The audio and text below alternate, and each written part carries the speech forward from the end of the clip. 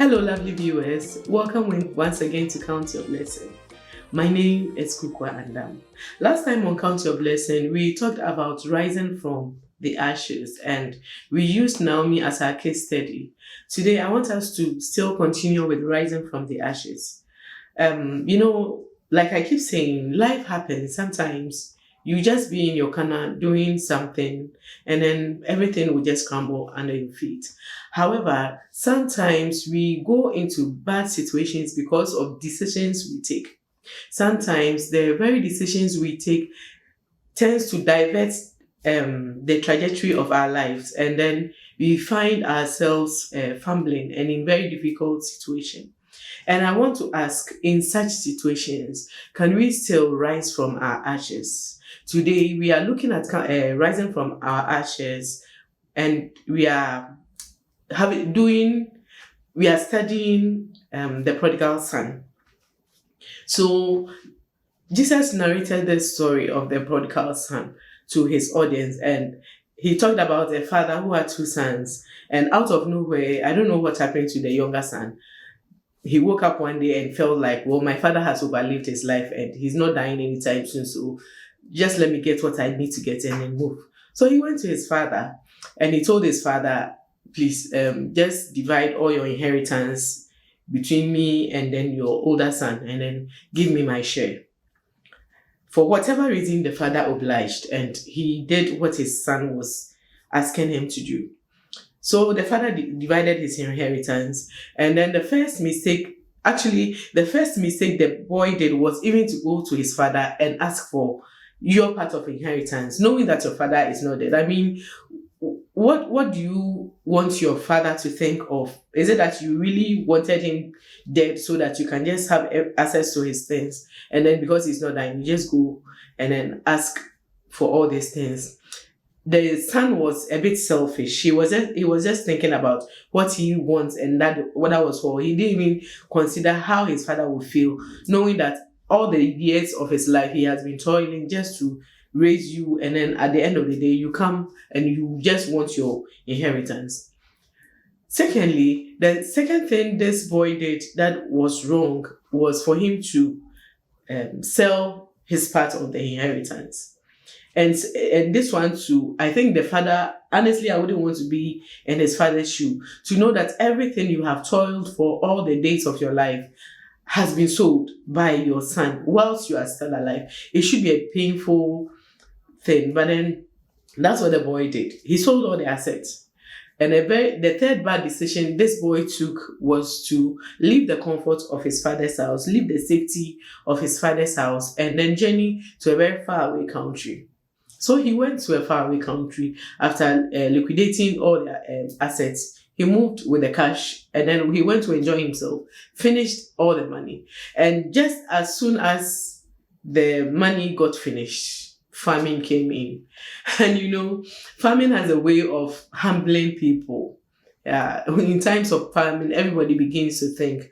And so this boy in a very faraway country who has finished spending all his money now started thinking. And then he reasoned that, well, for me to survive through this famine, I got to get a job. So he went looking for a job. And then someone offered him a job. Not a very nice job, but his job was to go and feed the pigs, which he started. And I think along the line, he began to be remorseful. He now started thinking of what he could be in his father's house, and he became remorseful. And for somebody who has seen it all, I'm sure his father was a very rich person.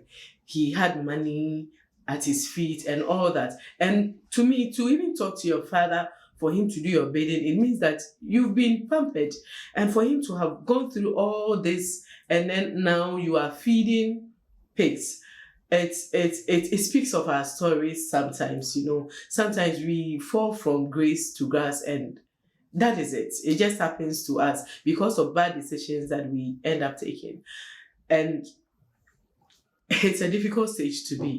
To cast your mind back and then think of all the glory that you have enjoyed, all the many things that you have done, and then now everything is no more. You don't even have money to for your next meal.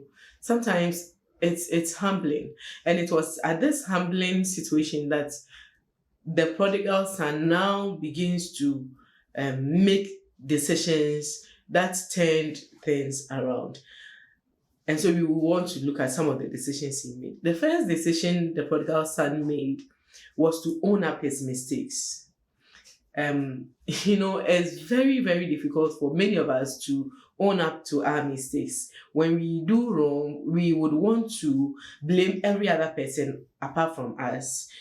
I'm sure the prodigal son could have said, well, if my friends hadn't influenced me, maybe I wouldn't have done this, or if my father hadn't even done my bidding, I wouldn't be in this situation. My father shouldn't even have given me all these things and all that. But he didn't do that. He blamed himself. He accepted his faults. And for me, that was the very first good decision that he took. The second thing he did was to walk the talk. After accepting his faults, he decided, well, my father's house is better off than me being here. I mean, even servants in my father's house are well taken care of. So why don't I go to my father's house? And he didn't just say it. He honestly took steps to go back to his father's house. And I think it's one of the greatest things he did, which many people wouldn't do. To look back and see what he did to his father, the pain he has caused his father, leaving his father, selling all the assets. I mean, it was really despising shame to go back, but he did it. And I think it's very commendable of him to go back to his father. The third thing the prodigal son did was to right the wrong. Yes, he made a lot of mistakes. He broke his father's heart, but then he was humble enough to go back to the father and then apologize. It's only humble people who knows how to apologize. For him to have even come back to his father's house meant a lot. And I am sure that many people who would be in the prodigal son's shoe would want to die in the far off country than to come back and then apologize. But this prodigal son decided to walk the walk of humility and go back to the father's house. I'm sure that many of us, for us to come out of our ashes, we just need to walk the walk of humility. Humility has a way of lifting us up. Even the Bible says, if you humble yourself, God will lift you. The prodigal son went back to the father with the intent of becoming a servant. And because God will lift up everybody who is humble. When he got to his father's house, his father changed his raiment. His father gave him a ring. And his father reinstated him as a son. His father didn't take him as a servant, but he reinstated him as a son. And that is because he had walked the walk of humility. Humility exalts. And today, I just want us to dwell on the subject of humility. Humility has a way of lifting us out of our ashes, especially when you took decisions that caused that problem.